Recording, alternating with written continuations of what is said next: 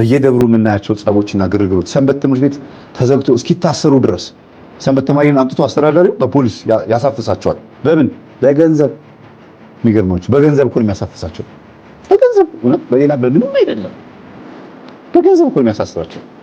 አስተዳዳሪው ከምዕመኑ በተሰበሰበው ዓመታዊ በጀት ብሎ ለሰንበት ትምህርት ቤቱ ከሚሰጠው ገንዘብ ላይ መልሶ እንደገና ያሳስራቸዋል። እኔ አስታውሳለሁ ለሰንበት ትምህርት ቤቱ ተብሎ በዓመት የሚሰጥ ገንዘብ አለና ወቅቱ ደረሰና ሳምንቱን ሙሉ ስጡን እያሉ ሲጨቀጭቁ ነበር ሰንበት ተማሪዎቹ። በራሳችሁ ገንዘብ ጉቦ ከፍዬ እናንተም በራስ አስራችሁ ምን አለበልኝ ብሎ ተናግሮ ሄዶ ለፖሊሶች ተናግሮ ፖሊሶች መጥተው ጉቦ ስለተከፈላቸው አሰሯቸው ሰንበት ተማሪዎቹ። ለምን? ሰውየው መናፍቅ እንደሆነ ስለተናገሩ። በኋላ ላይ ግን ሰውየው መናፍቅ ሆኖ ተገኘ። የዝሙት መንፈስ መጀመሪያ ልኮባቸዋል። በዝሙት አይኑ አይቷቸዋል። በምን?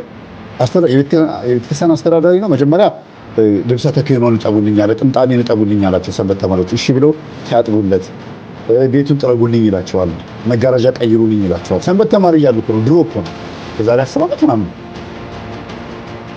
ከዛ ደግሞ እንደገና እሺ እያሉ ደግሞ ሲሉ በተራ ሴቶቹ ተገናኙ እያፈዘዘ።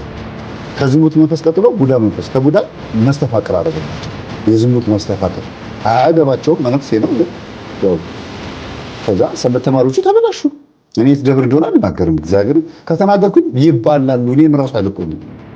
ሰውየው በቀጥታ ሽጉጥ ይዞ ነው የሚመጣው። ለምን? አሁን በመንግስት ስልጣን ላይ ያለ ሰው ማለት የተሳሰረ ነው። ካህን ሆኖ ግን የቤተክርስቲያን ስልጣን የታሰሩት በሁለት ነገር ነው። አንደኛ በአስማት በድግምታቸው በምናም ሰውን በማፍዘዛቸው ተረጋገጠ። እግዚአብሔር ይስጠው ፖሊሱ ስለ አስማትና ስለ ድግምት በደንብ ስለሚያውቅ ትምህርታችንንም ስለሚያውቅ ማለት ነው። እቺ የከሰሰችው የጮኸችው ሴትዮ ነብር ናት።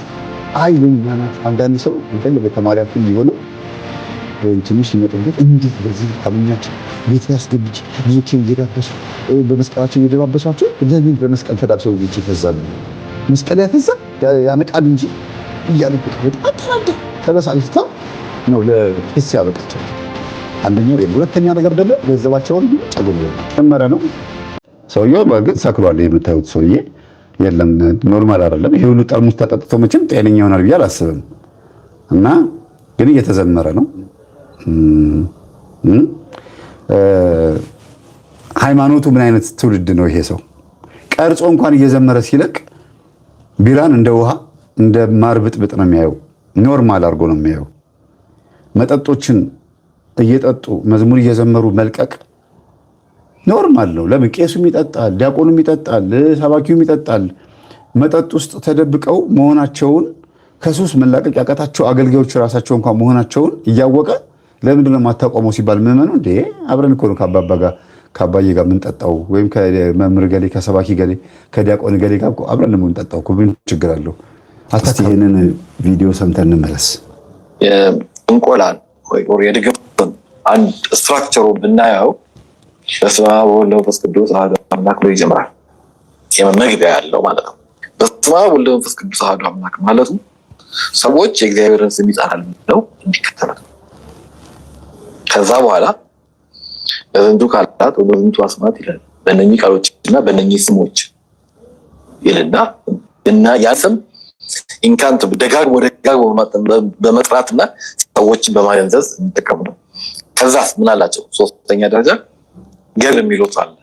ገቢር የሚሉት ከጸሎቱ ጋር ይህን በምትጸለይበት ጊዜ ይህንን የስንዴ የተደረገ ይህንን ማር ተበልቶ በኩል በምስራቅ ተዞሩ ድርጊት አለ። ከዛ በኋላ ለሚደረግለት ሰው አለ። በኋላ ይሄ የሚደረገው ለአንቺ ወለተ ማርያም ከሆነ ለአመት ከወለተ ማርያም እየተባለ ያ እንትን አለ። ከዛ ደግሞ እንደገና ለሚደረገው ነገር ይሄ ፍቱን ነው እንዲህ ነው ብሎ ኮንፊርም ያደርጋል። ከዛ ደግሞ ማስጠንቀቂያም አለው። በሚገርም ሁኔታ ይህንን ነገር ከአጋንንቱ ጋር ሳይዋረስ የሚያደርግ በቂ እውቀት ሳይኖር የሚያደርግ ይመጣበትን በራሱ ይቻለ ብሎ እንትን ያደርጋል። ምን ለማለት ነው? የሆነ አንድ ስትራክቸር የሆነ የማጭበርበሪያ እንትን አለ። በዚህ ውስጥ የሚጠቀሙት ለምሳሌ እጽዋቱ ያ እጽዋት ሊያድን ይችላል፣ ሊያገኙ ይችላሉ፣ ሊያገኙ ይችላሉ። ከዛስ ሌላ ደግሞ ጠልሰም ይላል። እዛ ላይ በሰው ቁመት ልክ በምን ተጽፎ የሚደረግ ነገር። እነኚህ ነገሮች አንድ ላይ አያይዘው የማጭበርበሪያ ነገሮች ናቸው። ግን ሀርባሊስትን ለብቻ ብናቸው የእጽዋት አዋቂዎች ሊኖሩ ይችላሉ። ምክንያቱም ወደኋላ እኮ ብንሄድ የሕክምናውን ነገር ቤተክርስቲያን ስራ ነበረ፣ ምንም ጥያቄ የለውም።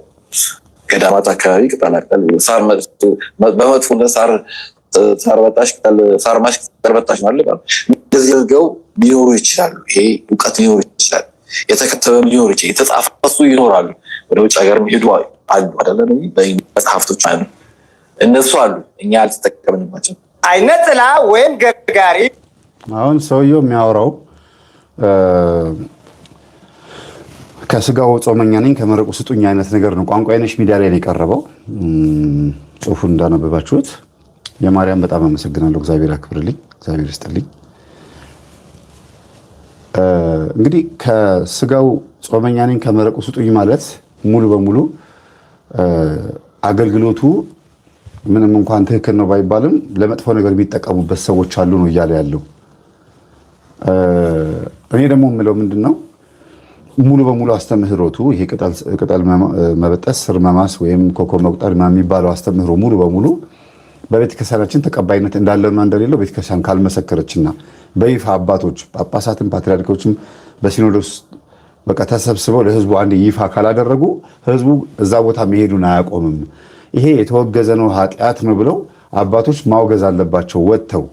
እንዲያውም ይሄን እንደዚህ ዘመን እኮ ቤተክርስቲያን የታደለችበት ጊዜ የለም። ሚዲያ ቶሎ ኢንፎርሜሽን ለማስተላለፍ ህዝቡን አንዴ ለማዘዝ፣ አንዴ ለማፍረስም፣ አንዴ ለመገንባትም ሚዲያ በጣም ወሳኝ ነው።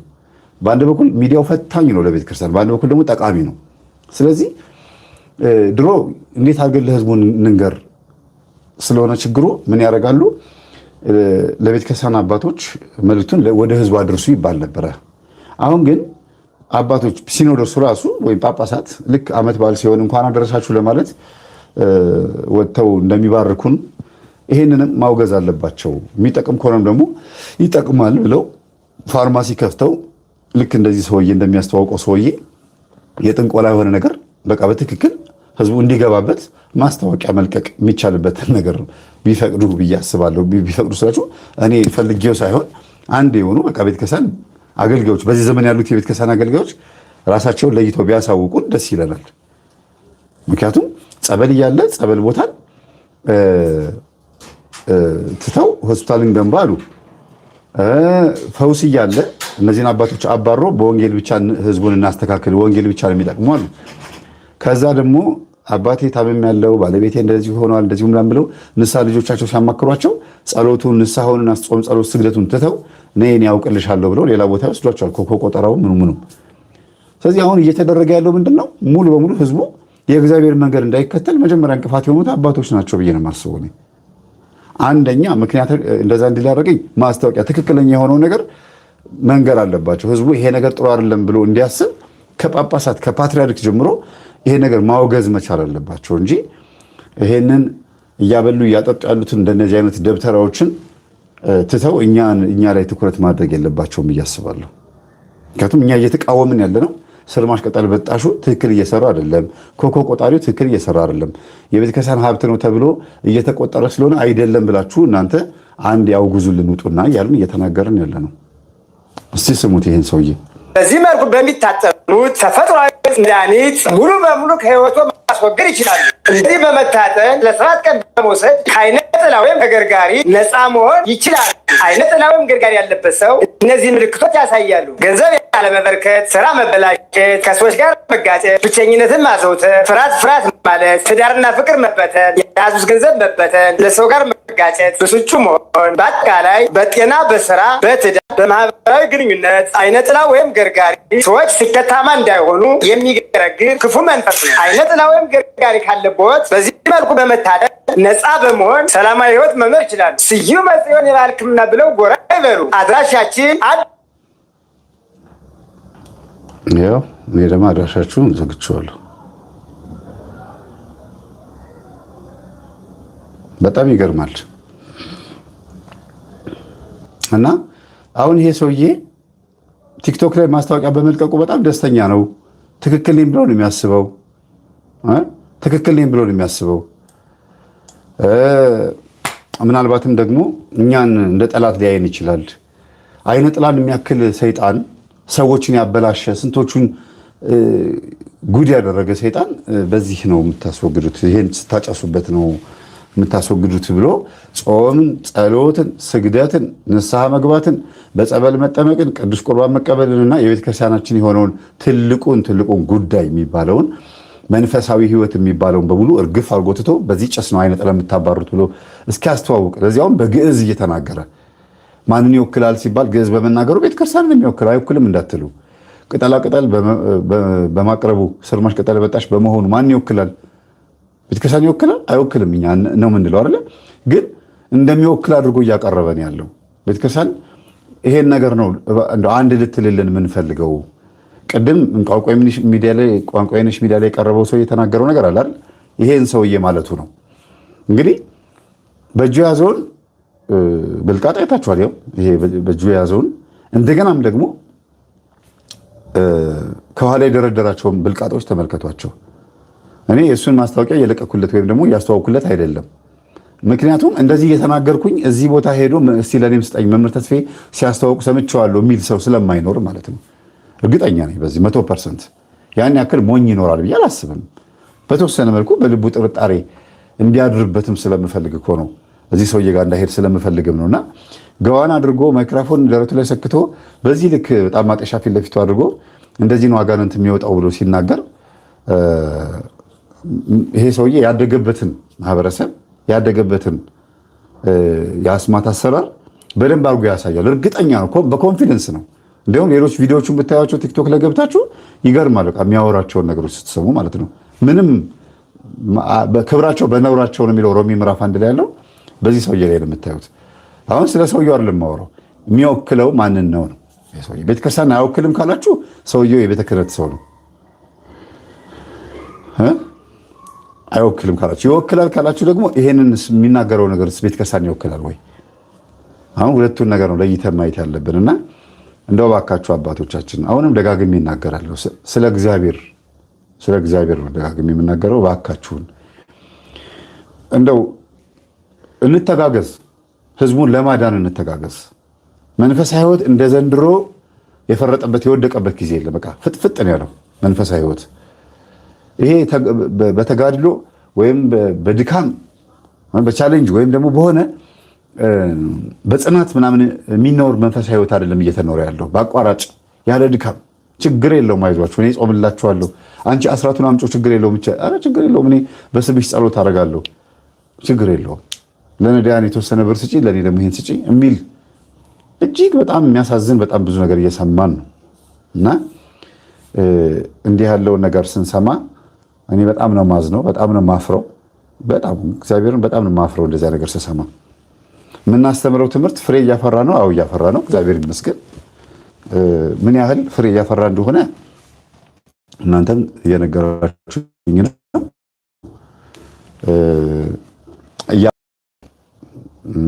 ምን ያህል ቆራቢ፣ ምን ያህል ሰጋጅ፣ ምን ያህል አስቀዳሽ፣ ምን ያህል መንፈሳዊ ሰው ጨሌ ጣለ፣ ከሱስ የወጣ ባዕድ አምልኮ ያቆመ፣ እንዲሁም ደግሞ አስማተኛና ጠንቋይ ቤት ከመሮጥ የዳነ ስንት ሰው እንዳለ አውቃለሁ። እግዚአብሔር ይመስገን። እሱ የኛው መጀመሪያ እርካታችን ነው። ሁለተኛ እርካታችን ግን መንግስተ ሰማያት ሁላችንም እንገባለን አንገባም። እንዴት ነው አሁን በያዝነው ነገር ጸንተን ምን ቆይነን ወይ? አንበተንም፣ እንበተናለን። ምክንያቱም እኛ እየሰበሰብን የሚበትንብን ስለመጣ ነው። ያው አንዱ። ሁለተኞቹ ደግሞ አስተምሯችን የሚቃወሙት ናቸው። ይሄ የራሱ መንገድ ተከትሎ ህዝቡን የሚያደነዝዝ ነው። እዛው ቤተክርስቲያን ውስጥ ሆኖ ማይንድ ኮንትሮል፣ ሂፕኖሲስ፣ ብሬንዎሽ የሚያደርግ ነው። እንደገና ደግሞ የምናስተምረው ትምህርት ልክ እንደ መጥፎ ነገር ተቆጥሮ ደግሞ ከእጃችን የተሰበሰቡትን ምስኪኖቹን ቤተክርስቲያን ወስደን ያስረከብናቸውን ነፍሳት ለመንጠቅ ጥረት የሚያደርጉ እነሱ በተኩላ ተነጥቀው አይምሯቸው ደግሞ በነጮችና በዘመኑ በማይረቡ ሰባኪያን ተነጥቀው አይምሯቸው ተወስዶ የባሰ ደግሞ ከኛ ነፍሳትን ለመውሰድ አፋቸውን የሚበላቸው የአፋቸውን ፍሬ የበሉ በጣም ብዙ ሰዎች አሉና እግዚአብሔር ልቦና ይስጣቸው። ለሁሉም ነው የምንለው። እግዚአብሔር ለዚህም ልቦና ይስጠው። ቀጣይ የምናያቸው ቪዲዮዎችም ይህንን የሚያስረግጡልን ነገሮች ስለሆኑ ነው እንደዚህ የምላችሁ። አስመረረኝ። አሁን ይህ መጽሐፍ እንዴት አድርጌ የሚጨርሰው? 4 ዓመት ሞላ። የረምን አባቴ ላደርግ አረ ሰለች መድኃኒዓለም አባቴ። አረ ዝም የሰንበት ትምህርት ቤት የልማር መዝሙር እንደጀመርኩ ቁጭ እንዳለ ቆም ማረግ ጽፋት እያልኩ መከራ የማይሄድ አረ መረረኝ ዘንድሮ አረ ሰለቸኝ። አረ መድኃኒዓለም እባክህ በቸርነት እስኪ ትምህርት አውጣኝ። አረ እንደው መዛሬ ጀምሯል ማለት አረ በቃኝ። አረ እንካ ተረከበኝ መምሬ። አረ ብሄር ነኝ በቃኝ። እስኪ በኋላ ጭንቀት ትምህርት ተማርቋል ትነቀኛለህ። ያው ከዛ ቀጥሎ እዚህ ጋር ነው የሚመጡት ማለት ነው።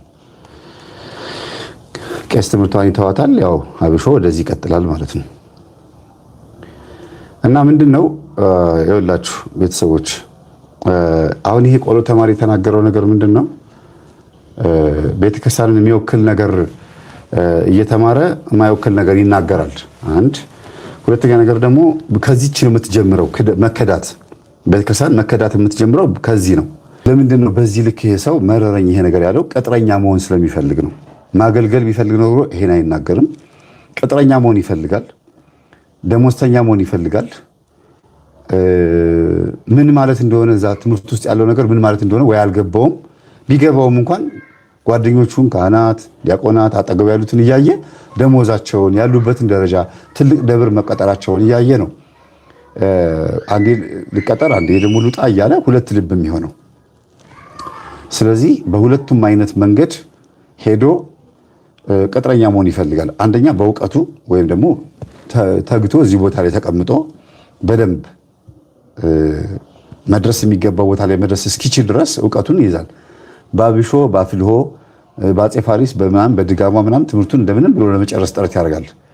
ለምን? ለመቀጠር አስቡት። ለዲያቆንነት ወይም ደግሞ ለማገልገል ወይም ደግሞ እንደ በትክክለኛው መንገድ ለመሄድ አይደለም። ቅጥረኛ ለመሆንና ከተማ ትልቅ ደብር መጥቶ ለመቀጠር ነው። ሁለተኛ ደግሞ ያው የተለመደ ነው። እውቀቱን በዚህ መንገድ ካገኘ በኋላ ምኑንም በዚሁ አፍዞ አድርጎ ደግሞ ገንዘብ ይረከባል፣ ይቀበላል። ከተማ ላይ መጥቶ አለችኝ በሚላት እውቀት ምናልባትም ጥበቧን አውቃታለሁ ብሎ ስለሚያስብ እኔ ጥበብ አይደለሁም ግን እሱ ጥበብ አለኝ ብሎ የሚያስባትን ጥበቧን አውቃታለሁ ብሎ ስለሚያስብ ይሄን የዋህ ምስኪን የሆነውን የከተማ ሰው መስተፋቀር ስራልኝ፣ ግርማ ሞገስ ስራልኝ፣ ስልፈተ ወሲብ ስራልኝ ምናምን ሲሉት እሺ ብሎ ይችን ነገር ነካ እያደረገ ያው ባይናውጣነት ነው በፈጣጣ ማለት ነው። እንደዚህ የሚሰሩ ስላሉ ነው። እና ይሄን አድርጎ ይቀጠራል፣ ይጠመጥማል በደንብ አድርጎ። ከዛ በደንብ አድርጎ ደግሞ ህዝቡን ቅጥረኛ ሆኖ በደንብ አድርጎ ይከደዋል። ባለመስማት ጆሮ ዳባ በማለት በምንም አይነት መንገድ ቤተክርስቲያን ችግር ውስጥ ብትገባ አልሰማም አላይም ብሎ ስልኩን ብቻ እየነካካ ተደብቆ የሚኖር ሰው ነው የሚሆነው። እና እነዚህ ናቸው መናፍቃንን ከቤተክርስቲያን የሚያስወጡት። እነዚህ ናቸው ህዝቡን ከወደቀበት አንስተው ቤተክርስቲያን የሚያስገቡት። እነዚህ ናቸው ሊሳለም የመጣውን ሰው እንዲጸና የሚያደርጉት። በፍጹም። ስለዚህ ይህች አነጋገር ቀላል ትመስላለች። አሁን የተናገራት ንግግር በጣም ቀላል ትመስላለች። ያው መጨረሻዋን ያዋት። አረ መድኃኒዓለም እባክህ በቸርነት እስኪ ትምህርት አውጣኝ። አረ እንደው መዛሬ ጀምሯል ማለት አረ በቃኝ።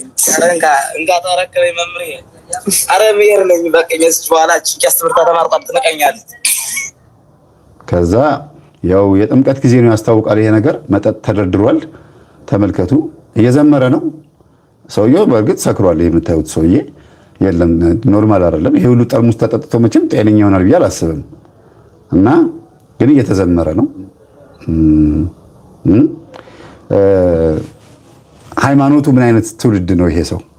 ቀርጾ እንኳን እየዘመረ ሲለቅ ቢራን እንደ ውሃ እንደ ማር ብጥብጥ ነው የሚያየው።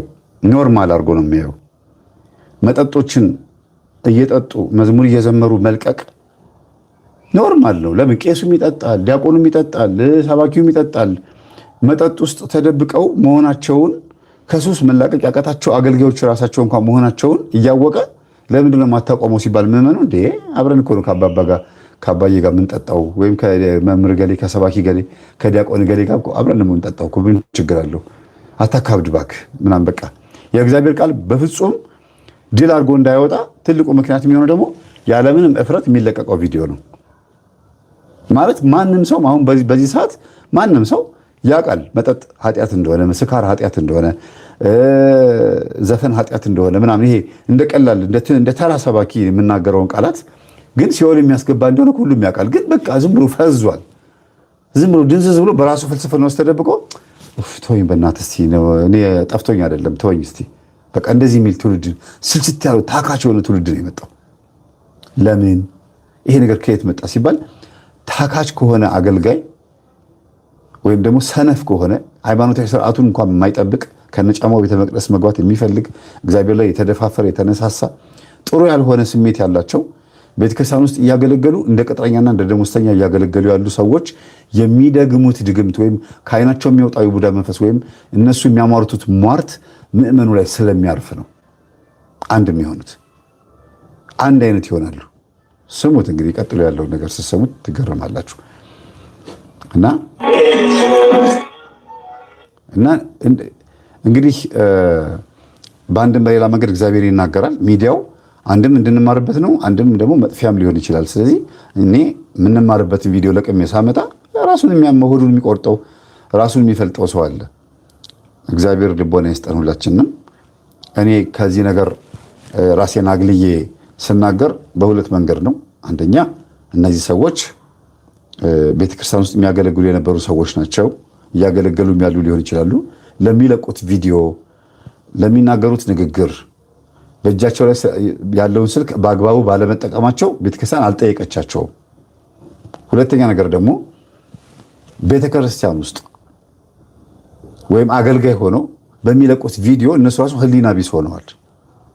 አገልጋይ ሆኜ እንዴት ነው ይሄን ሊለቅ የምችለው? እንዴት ነው እንደዚህ ስቡስ ምን ይለኛል አይሉም።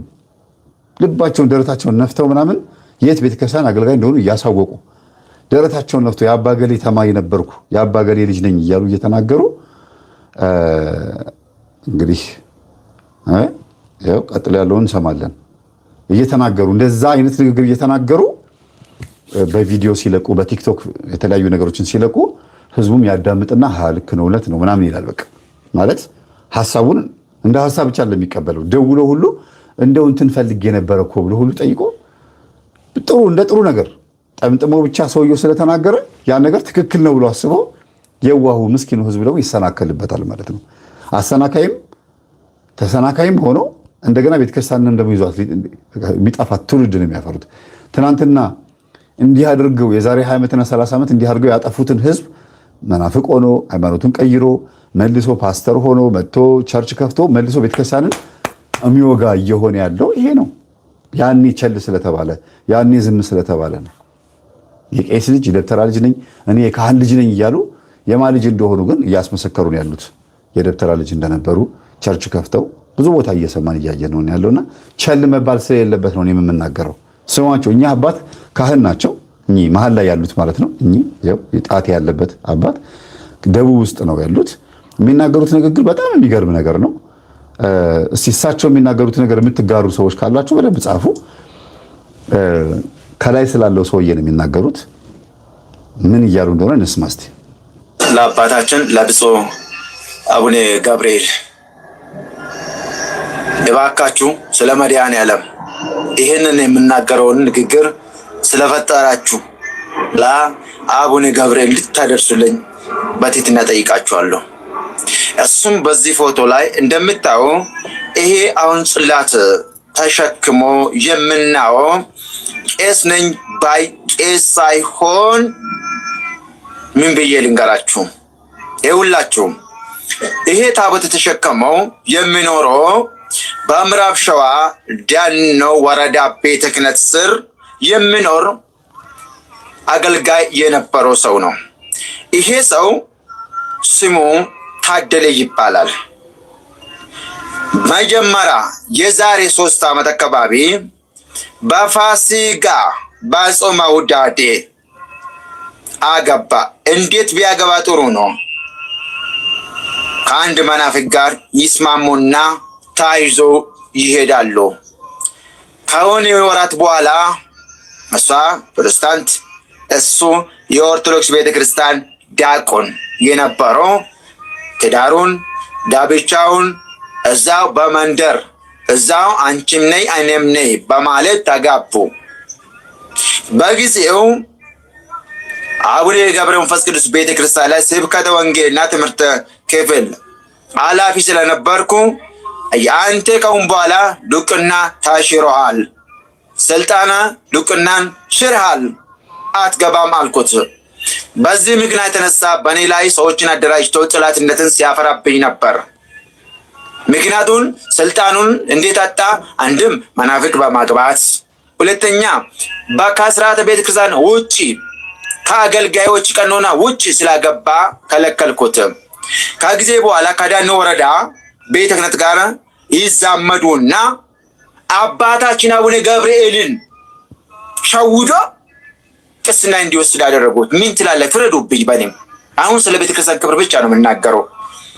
ስልጣኑን የሻረው ሰው አይ አልሻረም ብሎ አመጡና አቡነ ገብርኤልን ሸውዶ ቄስ አደረጉ።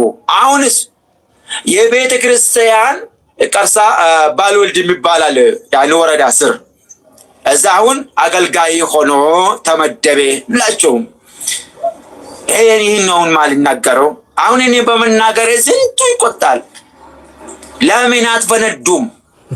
ለምን አትፈነዱም? ከቤተ ክርስቲያን አትበልጡልኝም። አያችሁት?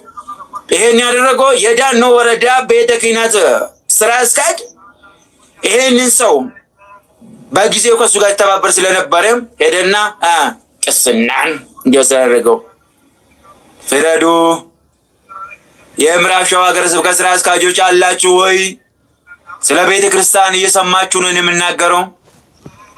ስልጣኑን የሻረው ቄስ ነው ብላችሁ የመደባችሁት ይሰማችኋል። ስለ ቤተ ክርስቲያን ግድ የማይላችሁ ይሰማችኋል። ለአቡነ ገብርኤል አደርሱልኝ ብቻ ይስሙኝ።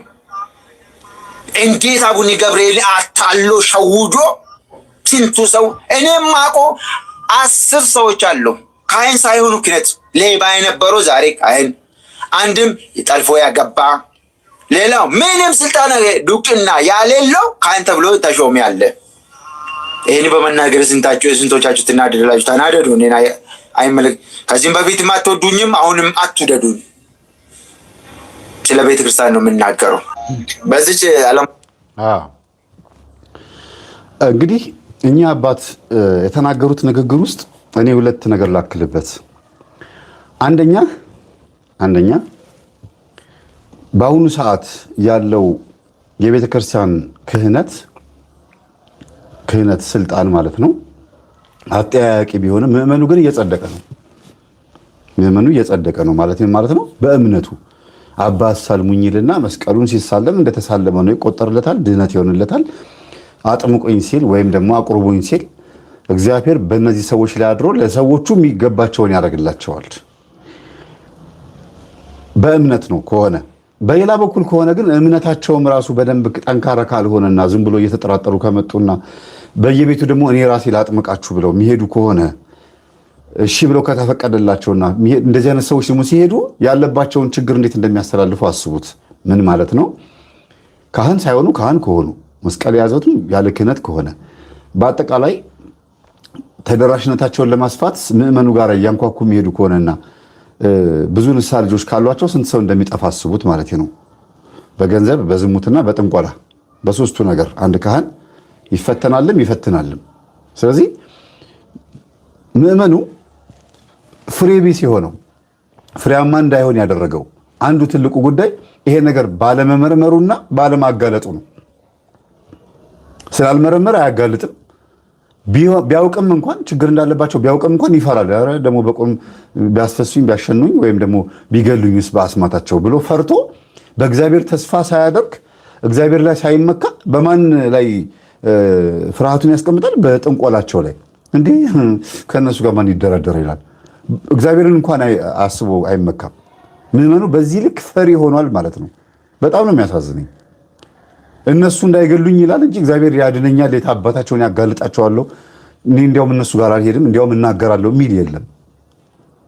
ለምን? ኃጢአቱን እንትኑን ያውቀዋል፣ መንፈሳዊ ሕይወቱን ጥጉን ያውቀዋል።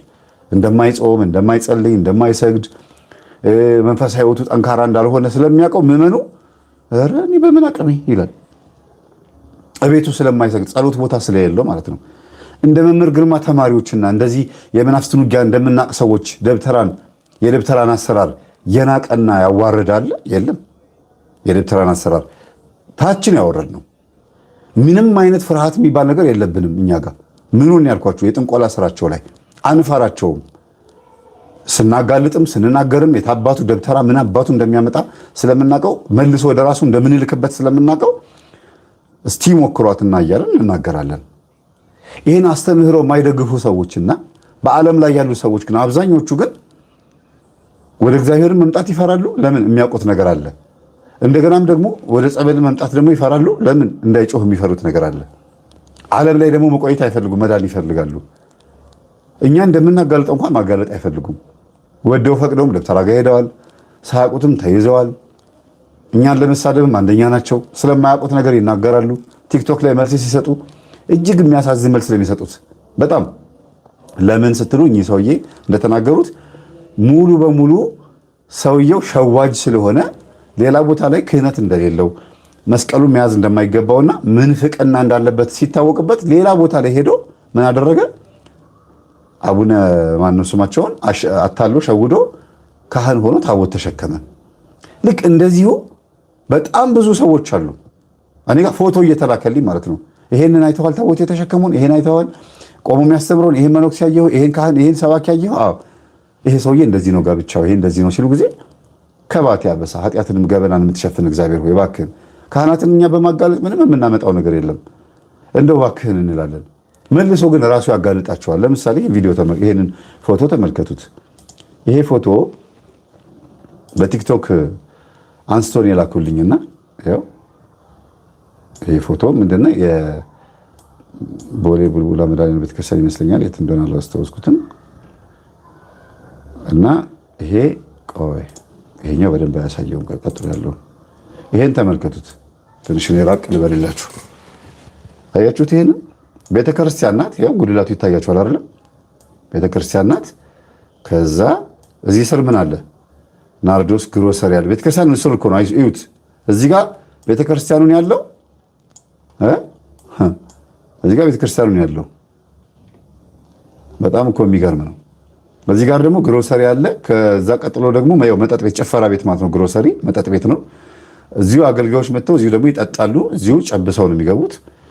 ያው እንደምታዩት በጣም ነው የሚያሳዝነው። በጣም አጋጣሚ ቤተክርስቲያን አጥር ዙሪያ በተለይ እንደ ጥቆማ ቦሌ ቡልቡላ መድኃኒዓለም ቤተክርስቲያን፣ ሌሎችም እንደዚህ መሀል ገበያ አካባቢ ህዝብ የበዛበት አካባቢ ያሉት አብያተ ክርስቲያናቶች ግቢ አጥራቸውን እንደ ቅዱስ ዑራኤል ደብረ ጽጌ ማለት ነው እንትናቸውን ያከራያሉ አይደል? ጥሩ ነው እኮ ማከራየታቸው ምናምን መልካም ነው። አጥሩ ስር ሆነ እንጂ ሌላ ቦታ ፎቅ ሰርተው እኮ ቢያከራዩ ችግር የለውም። እንደው ርቋል። ኤልሳቤጥ አመሰግናለሁ፣ እግዚአብሔር አክብርልኝ። እና ርቀዋል ከቤተ ክርስቲያኑ። ግን ይሄንን ግሮሰሪ የፈቀደ አስተዳዳሪ ጤነኛ ነው ብላችሁ ታስባላችሁ? እሱም ጠጭ ስለሆነ ነው። እንደገናም ደግሞ ግሮሰሪ ብቻ እኮ አይደለም፣ በጣም የሚያሳዝን ብዙ ነገር ታያላችሁ። አረቄ ቤት፣ ጭፈራ ቤት፣ ዳንኪራ ቤት፣ ዓመት በዓል ሲሆን እሪ የሚባልበት ቤት በጣም በሚያሳዝን መልኩ ማለት ነው። ይኸው ተመልከቱት። ይኸው ለብቻው እንደምተነጥለው ይሄ ቤተክርስቲያኑ ነው። እዚህ ጋር ደግሞ አለ። እዚህ ጋር ጽሑፍ አለ። መጠጥ የሚቸረቸርበትና ማታ ማታ የሚጨፈርበት ቤተክርስቲያን እዚህ አዲስ አበባ ኮልፌ ቀራኒዮ ወረዳ 3 ፋኑኤል ቤተክርስቲያን ብሎ ጽፎታል። እዚህ ጋር ያው ፋኑኤል ቤተክርስቲያን ያው ደግሞ አንድ ፋኑኤል ሁለት ብቻ ነው በዚህ በአዲስ አበባ ውስጥ ያለው አይደል? ይሄን እንደ ምሳሌ አድርጌ ያመጣሁት እንጂ እናንተ ብትጽፉ ራሱ አሁን የት ቤተክርስቲያን መጠጥ ቤት እንዳለ ብትጽፉ ታዝናላችሁ። ኮሚቴው የሚፈልገው ምንድነው? አንድና አንድ ብር፣ በቃ ብር ነው የሚፈልገው ይላል። ኦርቶዶክሳውያን ለቤተ ክርስቲያን ከተሰሩ የንግድ ቤቶች ውስጥ መጠጥ ሲቸረቸርበት ማታ ማታ ደግሞ ሲጨፈርበት ብታዩ ምን ይሰማቸዋል? ብታምኑም ባታምኑም ይህ የሆነ ነው። በዚህ አዲስ አበባ ወደ ጎን እያሳለፋችሁ እዩት። ከጀርባ ወደ አረቄና ጠጅ ቤት ይቸረቸርበታል ይላል። ከጀርባ ደግሞ አያችሁ። ስለዚህ እያንዳንዱን ነገር ተመልከቱ። ይሄ የቤተ ክርስቲያን አስተዳዳሪዎች የሚያደርጉት ነገር ነው። እንመጣበታለን በኋላ ደግሞ ቤተ ክርስቲያን ግቢ ውስጥ ምን እንደሚያደርጉ ታያላችሁ። ከየት መጣ ይሄ ነገር? ምንድን ነው ምክንያቱ? ስትሉ ኮሚቴው ምን አይነት ኮሚቴ ነው እንላለን፣ እንጠይቃለን እኮ ኮሚቴው ምን አይነት ኮሚቴ ቢሆን ነው? ታቦቱ ይፍረድባቸው። እኛ እንደዛ ነው የምንለው። አስኮ ገብርኤል ጻፉ በማርያም እስቲ ቲክቶክ ላይ ፎቶ እያነሳችሁ ከነ አስተዳዳሪው ፎቶ አስተዳዳሪውን ከጎን ፎቶ ታደርጋላችሁ፣ ጸሐፊውንም ከዛ መጠጥ ቤቱን ቤተክርስቲያኑን የምን ቤተክርስቲያን እንደሆነ አድርጋችሁ በፎቶ አድርጋችሁ በቲክቶክ እንደው ቢያንስ ስብሰባ ተሰብስበው ይሄ ነገር ይቅርብን እንዲሉ እኮ ነው። ትንቢተ ሕዝቅኤል ምዕራፍ 34 ላይ የእግዚአብሔር ቃል ወደ እኔ እንዲህ ሲል መጣ ብለው ፖስት ያደርጋሉ። የሰው ልጅ ሆይ ትንቢትን ተናገር፣ በእስራኤል እረኞች ላይ ትንቢትን ተናገር፣ እረኞችም እንዲህ በላቸው፣ ጌታ እግዚአብሔር እንዲህ ይላል፣ ራሳቸውን ለሚያሰማሩ ለእስራኤል እረኞች ወዮላቸው። እግዚአብሔር ይስጣችሁ። እንደዚህ ነው የነቃ ያወቀ ማለት ይሄ ነው። የገባው ሰው እንደዚህ ነው። አረቄ ቤት፣ ጭፈራ ቤት። አሁን ይሄንን ለምን መሰላችሁ ያልኩት?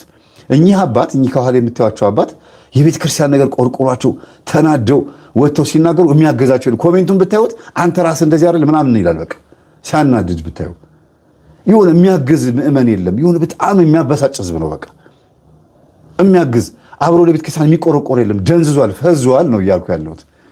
ዝም ብሎ ተይዟል። እና ይታዘባሉ። እኛ አባት የታዘቡትን ይናገራሉ፣ የተሰማቸውን ይናገራሉ። ብዙ ጠላት አፍርተዋል። ለምን? እውነት ስለሚናገሩ፣ ሀቅ ስለሚናገሩ ጠላት አፈሩ። አስተዳደሮች ምን ቢሆኑ ነው በዚህ ልክ የሆነው? ህዝቡ ምን ቢሸወድ ነው ስትሉ በየደብሩ የምናያቸው ጸቦችና ግርግሮች፣ ሰንበት ትምህርት ቤት ተዘግቶ እስኪታሰሩ ድረስ ሰንበት ተማሪን አምጥቶ አስተዳዳሪው በፖሊስ ያሳፍሳቸዋል። በምን? በገንዘብ። የሚገርማችሁ በገንዘብ እኮ ነው የሚያሳፍሳቸው። በገንዘብ እውነት፣ በሌላ በምንም አይደለም። በገንዘብ እኮ ነው የሚያሳስራቸው። አስተዳዳሪው ከምዕመኑ በተሰበሰበው ዓመታዊ በጀት ብሎ ለሰንበት ትምህርት ቤቱ ከሚሰጠው ገንዘብ ላይ መልሶ እንደገና ያሳስራቸዋል። እኔ አስታውሳለሁ ለሰንበት ትምህርት ቤቱ ተብሎ በዓመት የሚሰጥ ገንዘብ አለና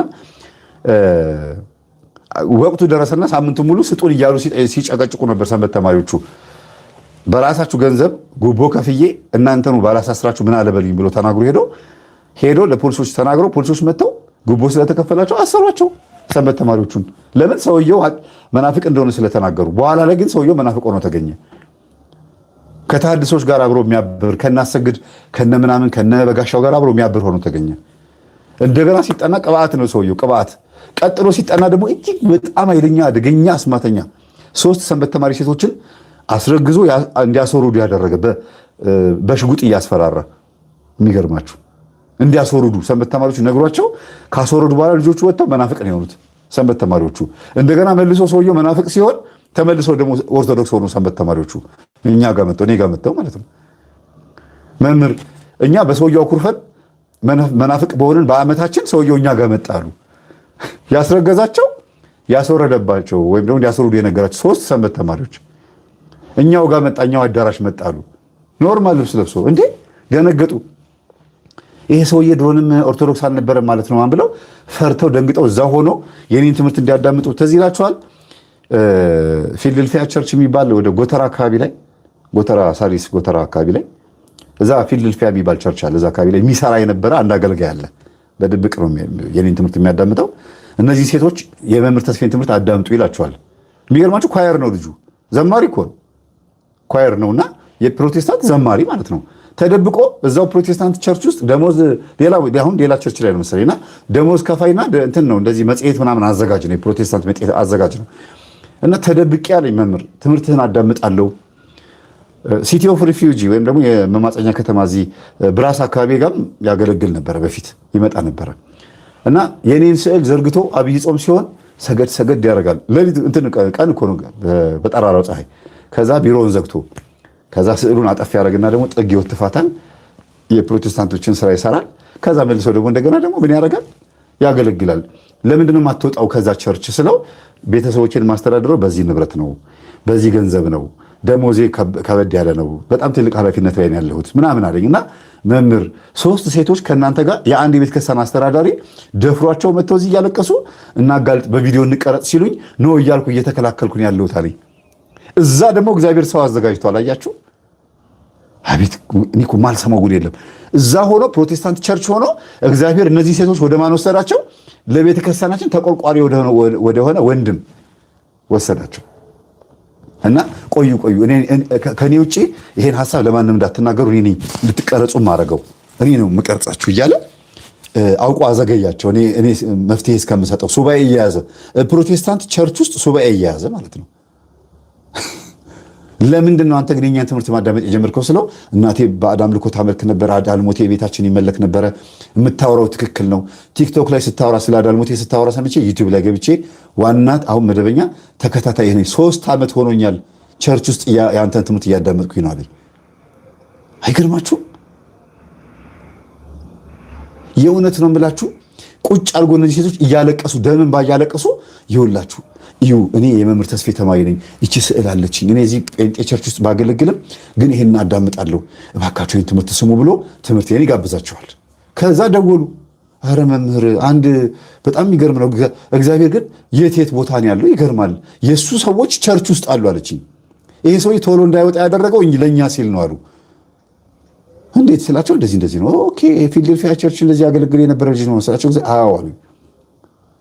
ከዛ በጣም የሚገርማችሁ ስግደት፣ ጸበል ምናምን ስግደት እንዲሰግዱ ማታ እየደወለ ይነግራቸዋል። ጸበል ደግሞ ራሱ ነው የሚወስዳቸው በመኪና ይዟቸው ጸበል ይሄዳል። ቸርች እንግዲህ አገልጋይ እኮ ኳየር ነው።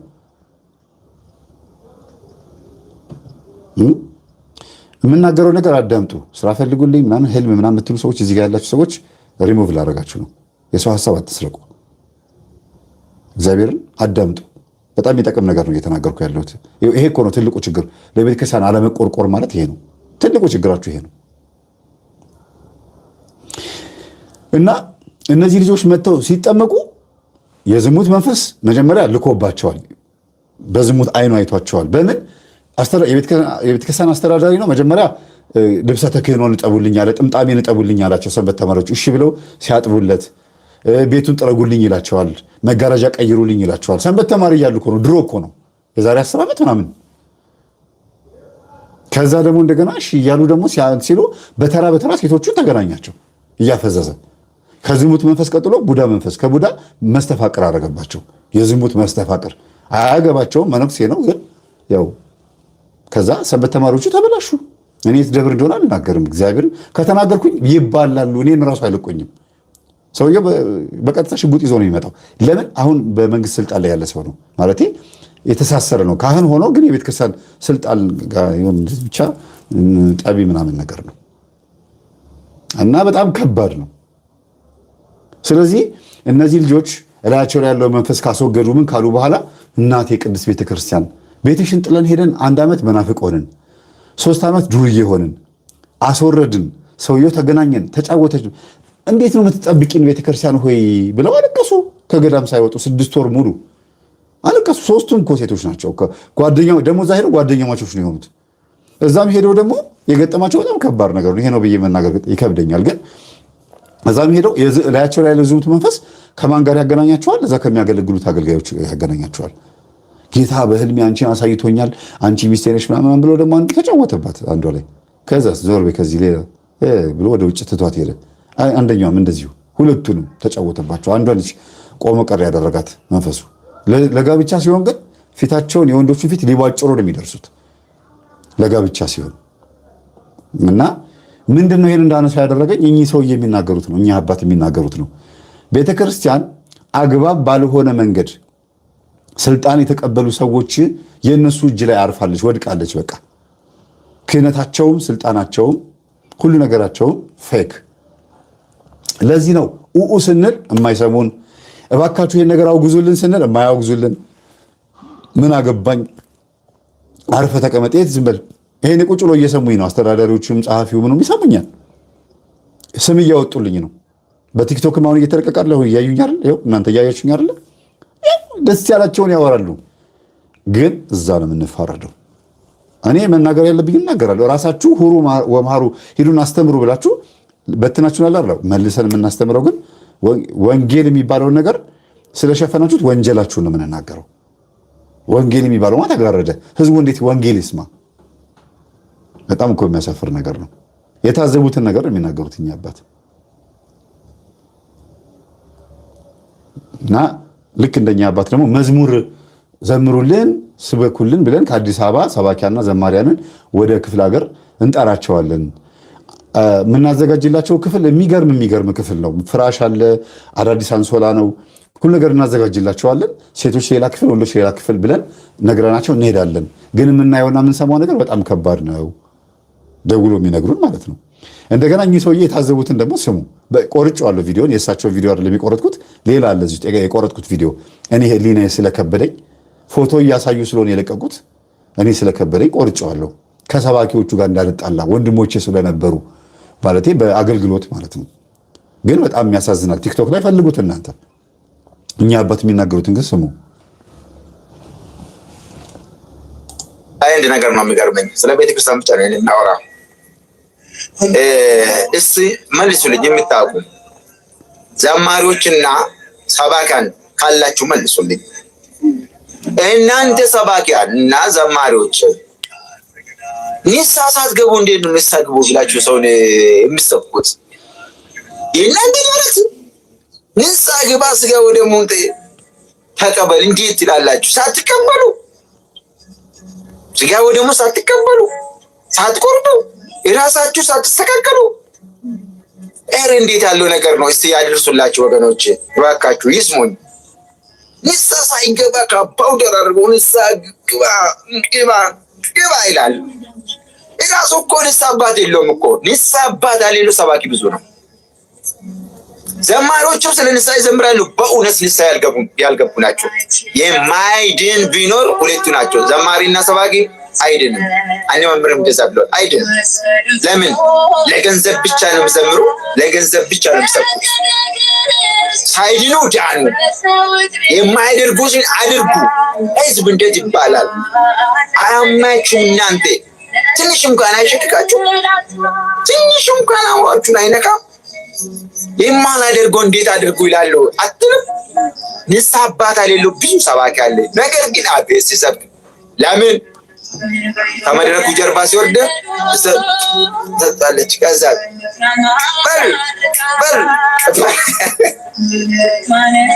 አሬ ሰባኪዎች እና ዘማሪዎች አሬ በመድኃኒዓለም ተው፣ አሬ አታስወጡ፣ አሬ ተው፣ ምዝማር ነው የምታዘቡብን። አሬ ተው፣ ንስሐ ግቡና ንስሐ ግቡ ብላችሁ ስበኩ። እናንተ ስብከት እኮ ይጫወት የሆነ ይለዛል የማታደርጉን አድርግ ስለምትሉ የእናንተ ዝማሬ የውሆች ጫወት የሆነበት ዝማሬ እኮ የትኛ ሰው ነው በዝማሬ የተመለሰ ያለው? የትኛ ሰው ነው በስብከት የተመለሰ ያለው? ለምን? ደረቅ ስብከት፣ ደረቅ ዝማሬ። የድሮ ዘማሪ ያልኳሉ። ዛሬ ጉባኤ ያለ ከተባለ አስቀድሞ ንስሐ ገብቶ አስቀድሞ ጾሞ አስቀድሞ ጸሎት አድርጎ አቤቱ አንተ እርዳኝ ብሎ ያን የሰው ልብ እንዳለ ወደ እግዚአብሔር ነው የሚመለሰው። ድሮ ሰባኪዎችም አሉ በጊዜ ነበሩ። እነሱስ ንስሐ ገብቶ ተዘጋጅቶ ጉባኤያቸውን ጠብቆ ሲሄዱ እነሱ በሚሰብኩበት ጊዜ እንኳን ሰው ንፋስን ዝር አይልም፣ ጽብ ነው። ለምን? አላህ እሳትን ተላብሶ ነው የመጣ። የአሁኑ ግን አቤት ክርስትና፣ አቤት ስብከት፣ አቤቱ ማሬን ጌታ ሆይ ምነው ቢቀርባቸው ሲሏት መድረክ ስላገኛችሁ ስለተጠራችሁ ስለተጋበዛችሁ ሬ ተው ሰባኪዎች፣ የኦርቶዶክስ ተዋሕዶ ቤተክርስቲያን ሰባኪዎች የማታደርጉ አድርጉ እንዳትሉ። የማትኖሩን ህዝብ ናት ምከሩ። የማትኖሩትን እሱማ ጋንንትን እኮ ይችልበታል።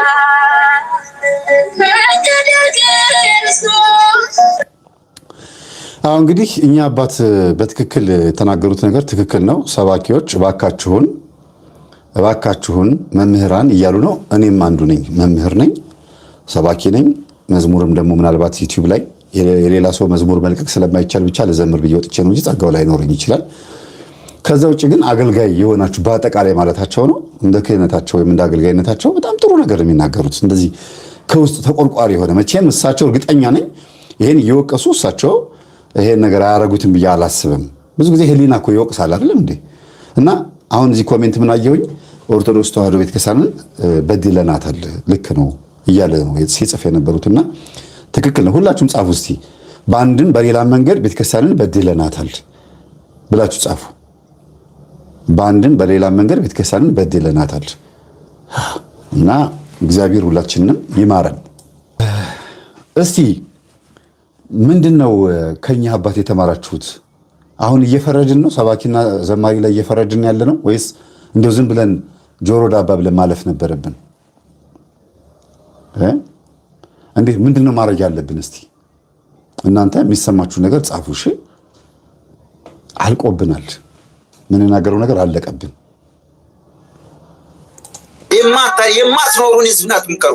የማትኖሩትን ያስቀጣሉ። ዲኩራል ጠበቃና የህግ ባለሙያ ሰብለ አሰፋ መሰለችኝ መተትና ድግምት በወንጀል ያስቀጣሉ ወይ ብላ ነው የመጣችው። በወንጀል የሚያስቀጣ ከሆነ ከአሁን ሰዓት ጀምሮ መተት ተደርጎብኛል አድርገውብኛል ብሎ መክሰስ ይቻላል አይቻልም እንድንል ሳይሆን ህጉ በዚህ ልክ እንኳን ስለ መተትና ስለ ድግምት በተወሰነ መልኩ አስቀምጧል። በዚህ ልክ እና አስተዳዳሪ፣ ጸሐፊ፣ አገልጋዮች፣ ቅጥረኞች የሆኑ ሰዎች በምዕመን ላይ ወይም ደግሞ በታዳሚው ላይ መተት እንዳደረጉ ሲታወቅ ከቤተ ክርስቲያን ሲባረሩ ደብር ነው የሚቀይሩት። እና ይሄ መፍትሄ ነው ወይ? ስላጋጠመኝ ነው። በዚህ ሳምንት አንድ እህቴ መጣ፣ ሙሉ ቤተሰብ ላይ መተት አደረጉ። ማን እንደሆነ ታውቃላችሁ? የቤተ ክርስቲያን አስተዳዳሪ ናቸው። እንደው ተራ ቅጥረኛ ካህን ቢሆኑ እሺ፣ ተራ ስላችሁ ታች ካሉት ካህናት መካከል አንዱ ማለት ነው። የካህን ተራ የለውም፣ ግን ካሉት ካህናቶች ውስጥ አንዱ ቢሆኑ ነገር ችግር የለውም። ግን አስተዳዳሪ ለቤት ድረስ መጥተው እና አንደኛ 5 አይነት ጥፋት ነው ያጠፉት። አንደኛ ጽጌ ጾም በሚሆንበት ሰዓት እኚህ ሴትዮ ቤት እየመጡ ቄሶችን ይዤ ልመጣ ነው፣ ቢራ ምናምን አዘጋጂ፣ ጥሩ ምግብ አዘጋጂ ብለው ያዛሉ። ሁለተኛ አስራት ገንዘብ ለኔ ነው የምትሰጪኝ፣ አምጥተሽ ቢሮ ነው የምታስረክቢኝ ብለው ያዛሉ። ሶስተኛ ልጆችና ቤት ውስጥ ችግር ካለ ማንኛውም ነገር ንገሪኝ፣ መፍትሄው እጅጌ ላይ ነው ያለው ብለው ያዛሉ። ሶስተኛ። አራተኛ ደግሞ ብር በፈለጉት ሰዓት አበድሩኝ ብለው በቃ አስጨንቀው እስቲ ለዚህ ጉዳይ ብር አንሶ። በእርግጥ ሴትዮዋ ሀብት ስላላት ሊሆን ይችላል።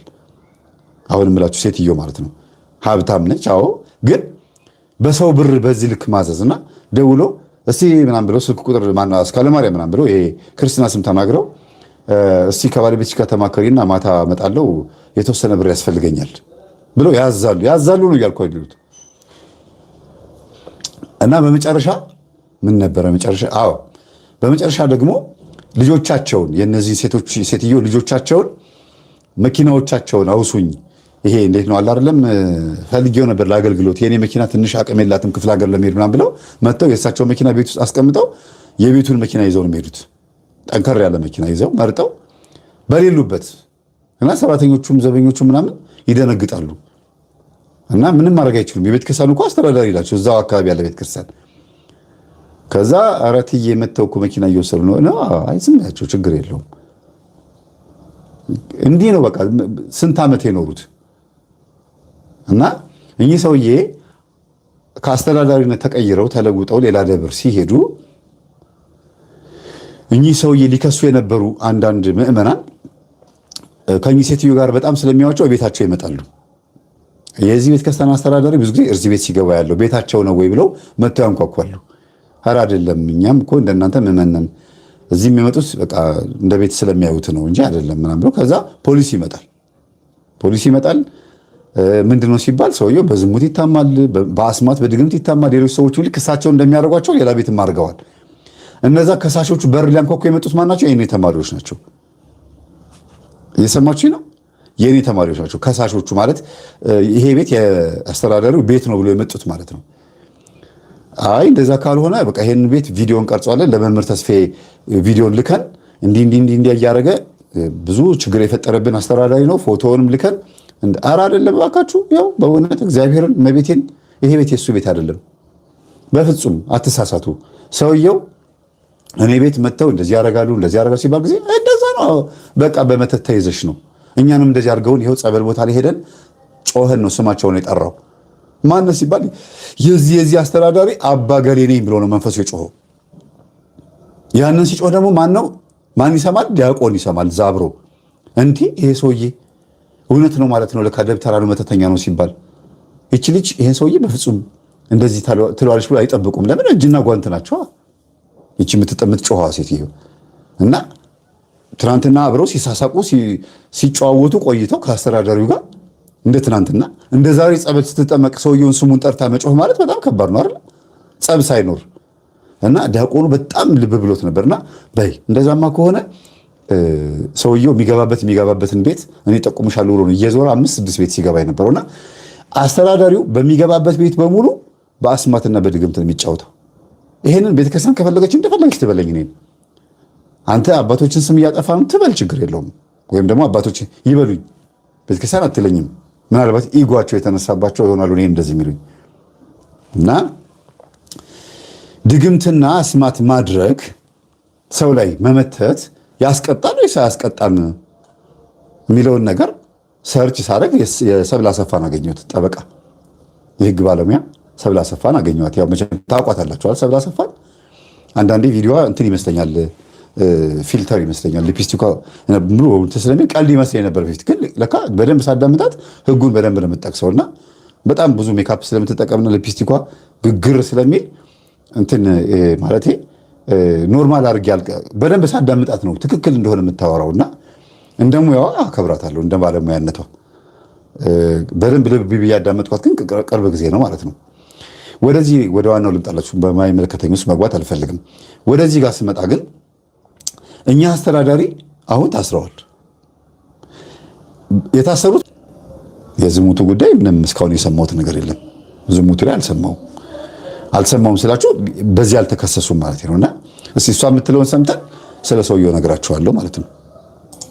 ዲቆያችሁ ጠበቃ ሰብለ አሰፋ ነኝ። እንግዲህ በኢፌዴሪ ወንጀል ሕግ አንቀጽ 861 መሰረት አንድ ሰው በመተት ወይም ደግሞ በድግምት መናፍስትን አገናኝሃለሁ፣ ወረቀትን ወደ ገንዘብ እቀይራለሁ፣ እንዲሁም ሐሰተኛ ትንቢትን በመጠቀም ሌሎችን የማመን የዋህነት ዝንባሌ በመጠቀም የተለያዩ ተስፋዎችን በመስጠት ያንን አደርጋለሁ በሚል በመተት በድግምት ልምምድ ውስጥ በጥንቆላ ውስጥ ከተገኘና በዛም ከሰዎች ጥቅምን ከሰበሰበ እስከ 1 ወር በሚደርስ እስራት ሊያስቀጣ የሚችል ወንጀል ስለመሆኑ ተመልክቷል። ስለሆነም መተትን፣ ድግምትን፣ ጥንቆላን መለማመድ እንዲሁም ሰዎችን የማመን የመቸገርን ስሜትና የዋህነት ዝንባሌን ተጠቅሞ በዚህ አማካኝነት ከመናፍስት ጋር ከፈጣሪ ጋር አገናኝሃለሁ፣ ገንዘብህ ታገኛለህ፣ ወረቀትን ወደ ገንዘብ ለውጣለሁ ወዘተ እያሉ በሐሰት ትንቢት ሰዎችን ገንዘብ መቀበል፣ ይህንን የገቢ ምንጭ ማድረግ በኢትዮጵያ የኢፌዴሪ ወንጀል ሕግ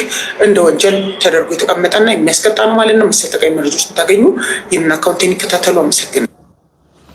አዎ እንግዲህ በዚህ ልክ ጠበቃና የህግ ባለሙያ ሰብለ አሰፋ ከተናገረች ጉዳዩ ያስከስሳል እንበልሽ። ስለዚህ አሁን ምስክሩ ማን ነው ሲባል ተደርጎልኛል፣ ተፈወስኩ፣ ዳንኩኝ የሚሉ አንድ ናቸው አይደለም።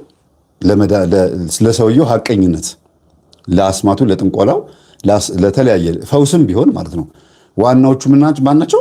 ሰውየው አድርጎልኛል፣ ፈውሶኛል የሚሉት ናቸው። ሁለተኛስ ሲባል በየትኛው አይነት መስፈርት ነው መድኃኒቱ ዶዜጁ የሚሆን ፈዋሽነቱ መጠኑ የሚሆን ፈዋሽነቱ ተረጋግጦ ና እኔ ጋ ኪንታሮትን አጠፋልሃለሁ፣ ና እኔ ጋ አይነ ጥላህን አባርልሃለሁ፣ ገርጋሪን አርቅልሃለሁ ብሎ በቲክቶክም በቴሌግራምም በምንም ደብተራዎች በሚለቁት ማስታወቂያ ቢሮም ከፍተው ንግድ ፍቃድም ከፍተው ምን ብለው የሚያደርጉት ነገር ምንድነው ታዲያ? መጨረሻው ምንድነው? መለኪያው መንግስትስ መስፈርቱ አሁን ፋርማሲ ቢሆን ጤና ቢሮ መጥቶ ያንን ይቆጣጠራል።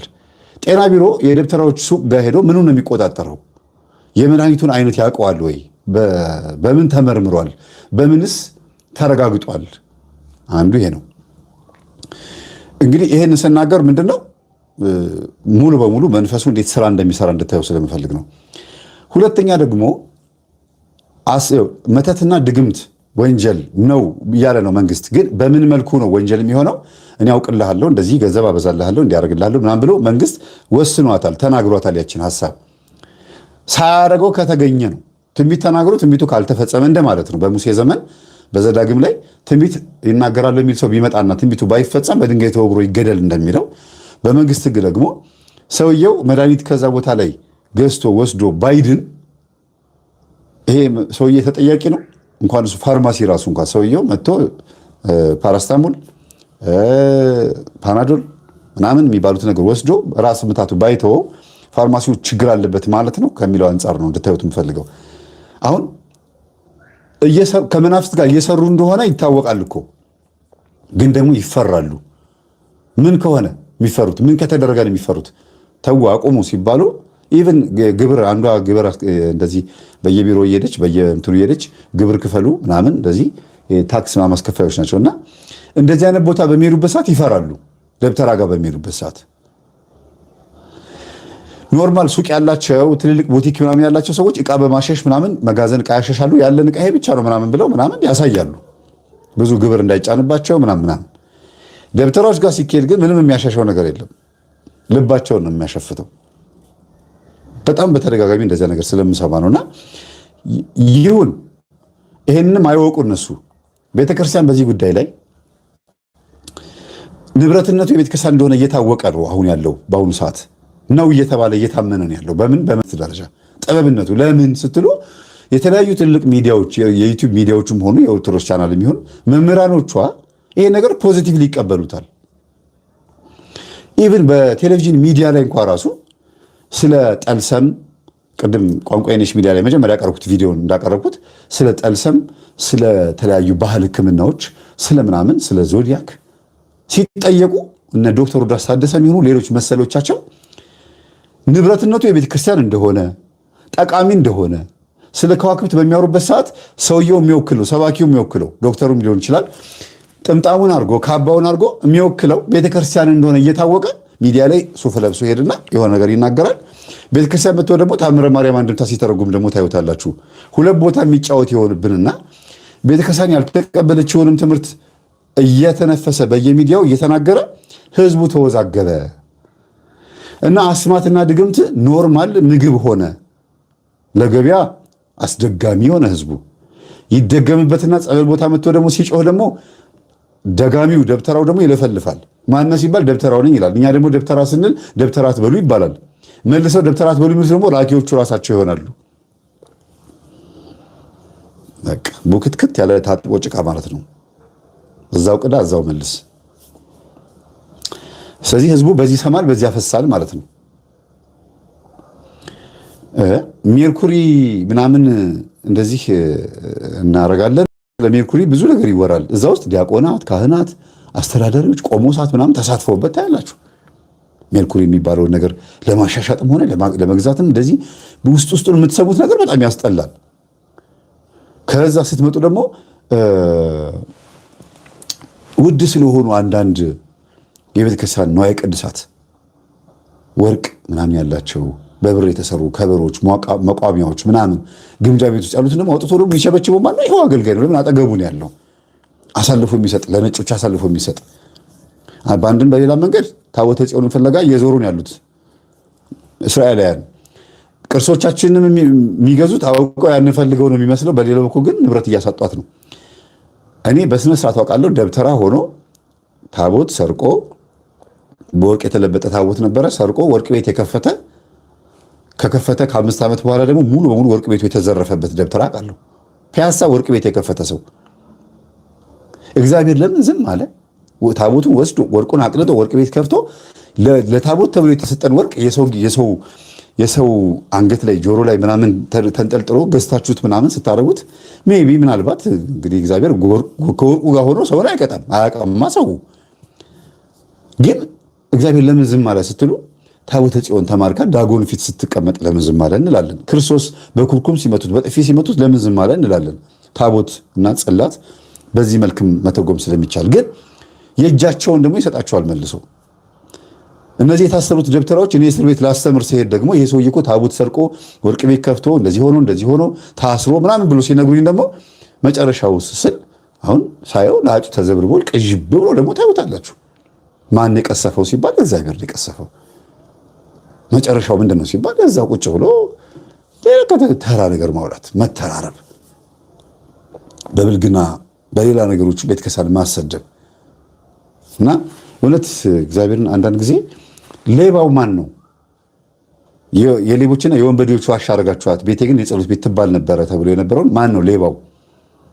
ምዕመኑን የሰረቀ የምዕመኑን ልብ ያሸፈተው ማን ነው? ፕሮቴስታንቶች ናቸው እዛ ሆነው። እውነት እኔ እንጃ። ከውስጥ ሆኖ የሚገፋ የሚያቀብል ከሌለ በስተቀር ከውጭ መጎተት አይቻልም። ምክንያቱም ከውጭ ሆነ መጎተት የሚቻል ቢሆን ኖሮ በሱ ብቻ መናፍቅ የሆነ ቢሆን ኖሮ ህዝቡ ምንም እኮ ወንጌል አልተማርም፣ ምንም እኮ በደንብ መጽሐፍ ቅዱስን አያውቅም። ለምን እስከዛሬ አልከዳም ታዲያ? ሁሉ ህዝብ ሁሉም ጥርግ ብሎ እንዴት አልሄደም? አኩራፊ በጣም ብዙ ነው ያለው አይደል? አኩርፎ ግን እምነቱ ላይ ነው ያለው። በጣም ጥቂት ሰዎች እንኳን ቢሄዱ ማለት ነው። እና ከውስጥ የሚገፋ አለ። ምን መንፈስ ሰው ላይ ሆኖ አገልጋይ ላይ ሆኖ ውጡ ሂዱ እያለ የሚገፋ አለ ማለት ነው። እግዚአብሔር ልቦና ይስጠን ለሁላችን።